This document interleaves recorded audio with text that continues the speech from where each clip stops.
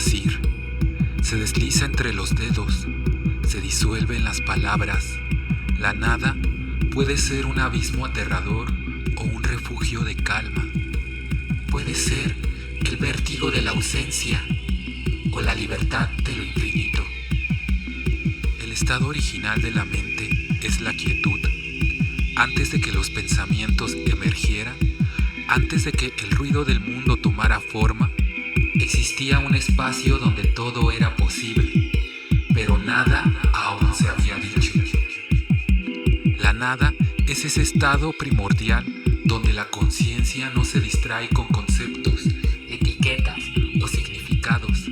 Es un punto de calma absoluta, de silencio interno, un lugar sin fronteras que, sin embargo, no está vacío, sino cargado con la pura potencialidad del ser.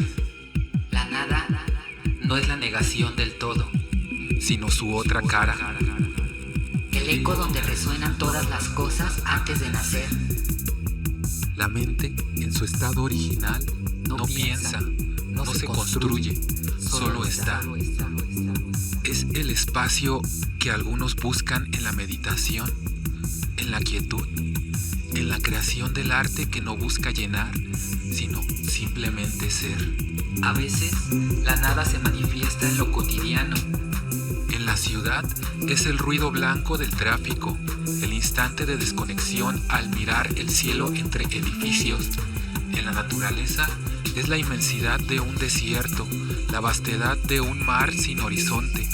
En la mente es el intervalo entre pensamientos, el momento en que la conciencia deja de narrar y simplemente es.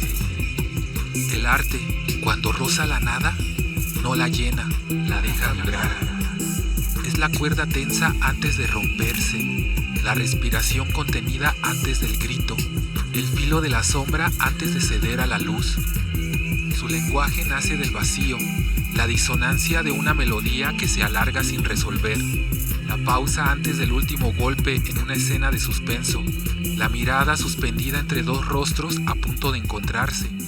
Todo arte es un vaivén entre la tensión y su resolución, un péndulo que oscila entre el abismo sin tocar nunca el fondo. ¿Te has detenido alguna vez a sentir la nada? ¿O simplemente has pasado de largo sin darte cuenta? La nada y el arte. La nada, un concepto tan etéreo como inquietante, nos obsesiona porque nos enfrenta a lo que no podemos definir, a lo que se escapa del lenguaje, a lo que está antes y después de todo. La nada es el vacío que tenemos, la ausencia que nos duele. En el arte, en cambio, la nada es un punto de partida, un territorio fértil donde la imaginación se expande sin límites. El arte ha intentado capturar la nada de muchas maneras. En la pintura, Marc Rocco nos despojó de lo concreto, eliminó las figuras, las referencias, dejando solo campos de color que vibran en el umbral de la percepción. Sus lienzos no son paisajes, pero se sienten como abismos. No son retratos, pero nos miran de vuelta. Frente a ellos, el tiempo se detiene y el espectador se sumerge en un espacio donde la emoción es pura, donde la nada se convierte en presencia, en un eco silencioso que resuena dentro de nosotros. David Lynch, en cambio, habita la nada desde lo onírico. Sus imágenes no son sueños, sino la sensación de estar atrapados en ellos. En Eraserhead, el vacío se expande en la textura del sonido, en el zumbido persistente de una existencia mecánica. En Twin Peaks, la nada es un lugar, el cuarto rojo, donde el tiempo se repliega sobre sí mismo, donde las palabras se pronuncian al revés y el silencio pesa más que cualquier grito. Lynch nos enfrenta a la nada que habita en la mente, a ese espacio donde la realidad se desmorona y deja solo preguntas sin respuestas. ¿Y entonces? Beckett, en Esperando a Godot, nos dejó en la nada del tiempo suspendido, en la repetición absurda de días idénticos, en la eterna espera de algo que nunca llega. Vladimir y Estragon son la humanidad misma, parada en un camino sin final. llenando el silencio con palabras vacías, riendo porque no queda otra opción, y nosotros, espectadores, seguimos esperando. Y Godot no llega. Nunca lo hará. Pero seguimos mirando porque quizás en el acto de esperar se esconde el sentido de todo. La nada en el arte no es vacío, sino la grieta por donde se filtran las preguntas. Y quizás en esa grieta, en ese umbral, habita la verdadera creación. Percepción y contemplación. Observar sin esperar respuestas, caminar sin un destino, escuchar sin intentar descifrar. La contemplación es el arte de habitar el instante, de rendirse a la experiencia pura sin la urgencia de convertirla en significado. Pero incluso en los momentos más simples, el pensamiento nos alcanza. Jean-Paul Sartre nos lo mostró en La náusea, cuando Roquentin, al contemplar la simple existencia en una mosca posada, un papel arrugado o en un simple árbol, siente el peso insoportable de la existencia desnuda, sin esencia, sin propósito, más allá del de estar ahí. La realidad se revela como un amasijo absurdo de cosas que simplemente son, y esa revelación lo asfixia. Y sin embargo, la contemplación no siempre nos arrastra a la angustia. Para Marcel Proust, detenerse en los detalles más insignificantes puede ser la llave de la memoria y de la identidad. En busca del tiempo perdido, un sabor, un aroma, una magdalena sumergida en té, abre las compuertas del pasado, permitiendo que el tiempo se pliegue sobre sí mismo. No es la razón la que nos devuelve a lo esencial, sino la percepción pura. La experiencia de un instante que despierta otros instantes dormidos en la niebla del recuerdo. Simone de Beauvoir también exploró el vacío existencial, pero no desde la angustia de Sartre, sino desde la rebelión. En la plenitud de la vida, reconoce que la existencia es un campo abierto, sin verdades preestablecidas, pero lejos de paralizarse, abraza la posibilidad de crear significado a través de la acción, del compromiso con el mundo y los otros. Frente al vacío no se rinde, lo habita y lo transforma. Nietzsche fue aún más radical. La muerte de Dios no solo dejó a la humanidad sin un centro moral, sino que reveló el abismo del nihilismo. Si nada tiene sentido, todo está permitido.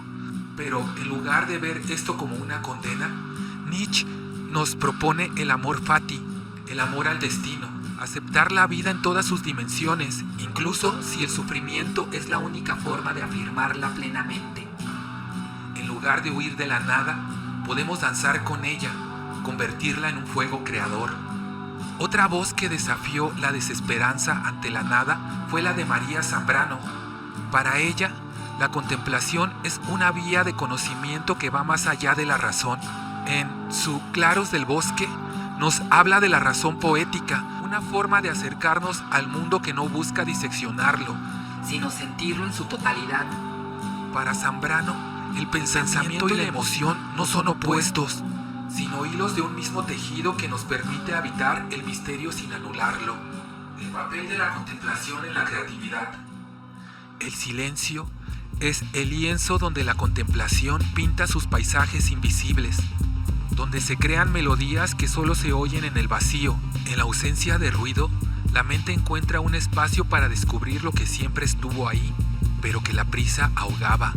Un artista observa la sombra proyectada en la pared y encuentra en ella un universo. Un escritor se detiene en el eco de un pensamiento y lo convierte en historia. Y si en lugar de llenar cada instante con ruido, aprendiéramos a escuchar lo que el silencio tiene para decirnos, crear no es llenar el vacío, sino aprender a convivir con él. Es en los momentos de quietud donde surgen las preguntas esenciales, donde la mirada se afina y el pensamiento se expande. Contemplar no es quedarse inmóvil, sino adentrarse en el flujo de lo imperceptible. Como en las pinturas de Rothko, en la razón poética de Mariana Zambrano, en la búsqueda existencial de Simone de Beauvoir o en los silencios de Beckett, La creatividad no siempre surge de la certeza, sino del espacio entre las dudas. El no hacer. En la filosofía tolteca, el no hacer es el arte de soltar las riendas de la realidad, de suspender la intervención para ver el mundo sin la distorsión de la costumbre. No se trata de la inacción, sino de un desaprendizaje profundo. Un ejercicio de percepción pura, donde dejamos de forzar las cosas para que encajen en lo que creemos conocer, como un guerrero que camina en la penumbra para ver lo que la luz directa oculta. Quien practica el no hacer, descubre que la realidad no es fija, sino maleable, cambiante según la mirada que se posa en ella. Este principio resuena con el Wu Wei taoísta, el cual nos habla de una manera de actuar sin esfuerzo, de fluir con la naturaleza en lugar de imponerle una voluntad rígida. En el no hacer y en el Wu Wei hay una renuncia al control, no como resignación, sino como una estrategia para comprender el mundo en su propio movimiento. Lo mismo sucede en la meditación budista, donde la observación sin apego permite ver la realidad sin urgencia de definirla o atraparla en conceptos.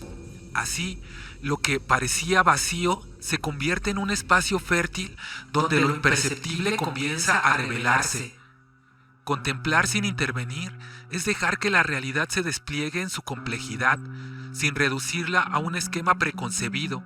Es abrirse a lo inesperado, a lo que solo puede aparecer cuando cesa la compulsión por entender, etiquetar o transformar. ¿Cuántas cosas dejamos de percibir por estar atrapados en la necesidad de hacer?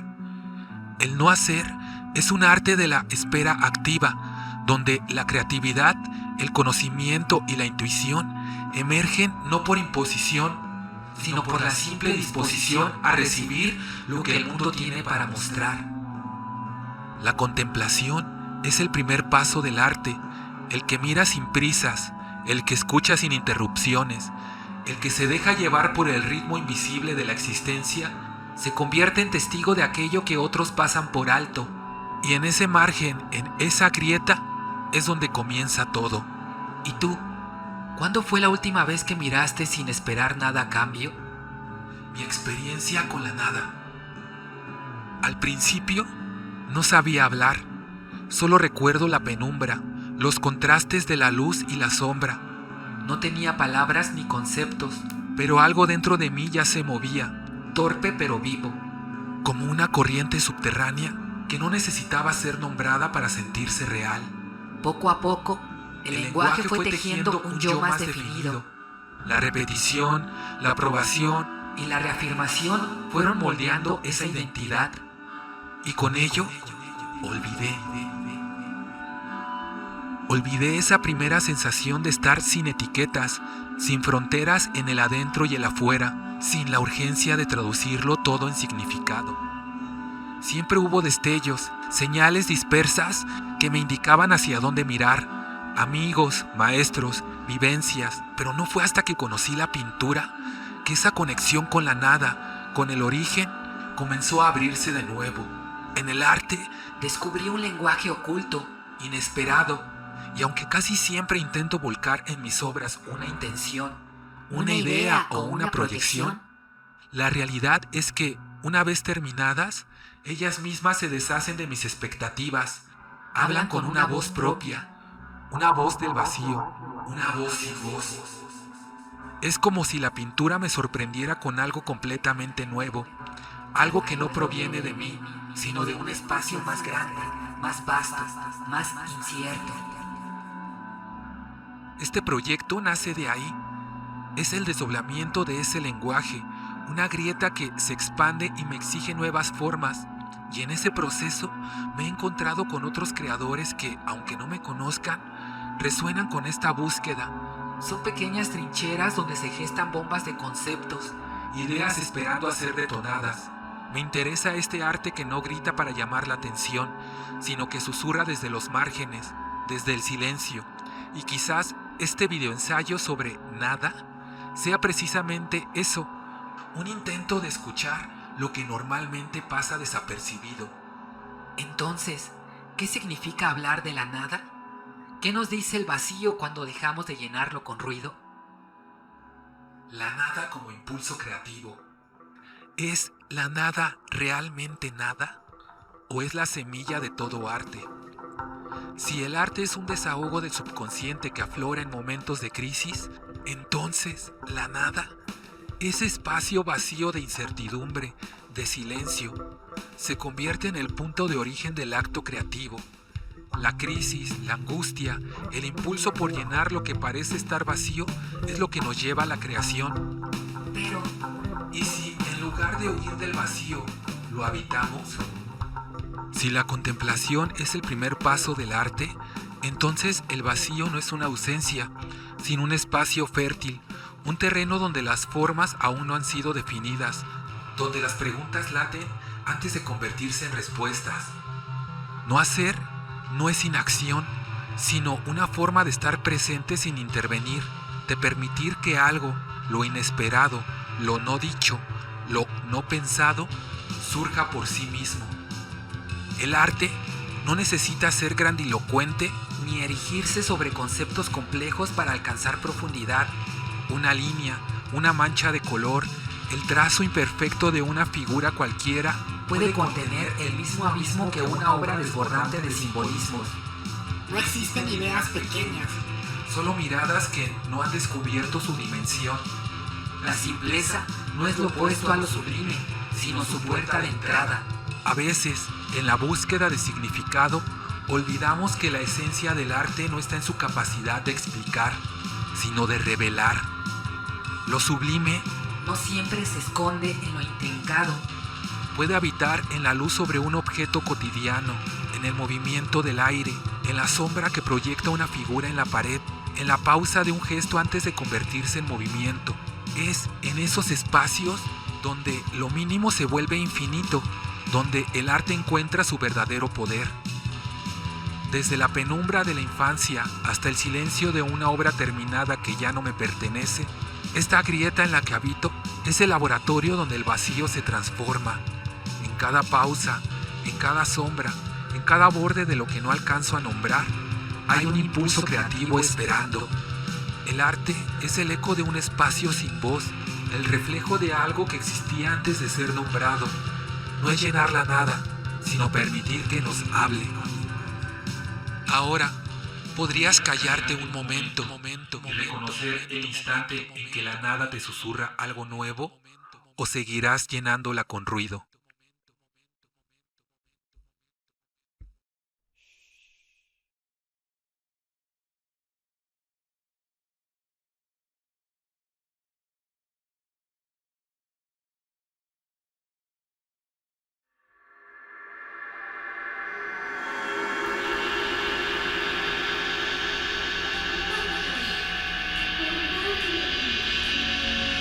Aquí tenían tantos caminos.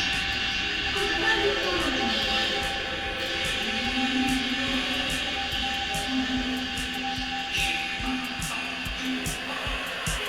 ¿De dónde saldré la voz? No veo a nadie. ¿Buscabas algo? No, solamente estaba yo. No tiene ninguna importancia. Espera un momento.